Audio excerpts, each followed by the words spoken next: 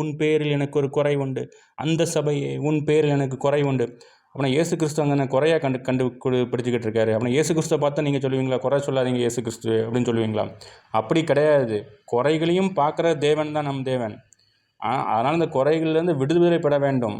குறை சொல்லுவது என்றால் என்னவென்றால், உன் கண்ணில் இருக்கிற உத்திரத்தை விட்டு நீ அடுத்தவன் கண்ணில் இருக்க துரும்பை பார்ப்பது என்னங்கிறது. அந்த வசனம் வந்து எதற்காக கூறப்படுகிறது என்றால், ஒரு இப்போ இண்டிவிஜுவல் ஃபேமிலியில் ஒரு 2 பேர் இன்னொரு அவங்க கொழுந்தனாரையோ யாரையோ வந்து அவங்களுக்கே தெரியாமல் இண்டிவிஜுவலாக அவங்க 2 பேரும் ஒரு கணவனும் மனைவியும் வந்து குறை சொல்லி பேசி கொண்டு இருப்பார். அதுதான் குறை. ஏனென்றால் இவங்க 2 பேரும் பேசினது அந்த சொந்தக்கார அவர்களுக்கு வந்து தெரியாது. அவர்களுக்கு தெரியாமல் இவங்க 2 பேரும் கணவன் மனைவியும் பேசி கொண்டிருக்கிறார்களா, அதுதான் வந்து குறை. அந்த குறை தான் சொல்லக்கூடாது. ஆனால் எச்சரிப்பு வேற, குறை சொல்வது வேற. அதை புரிந்து கொள்ளுங்கள். ஏனென்றால் வேதம் வந்து எச்சரிக்கின்றது. வேதம் எச்சரிக்கிறதை நாங்கள் கூறுகிறோம்.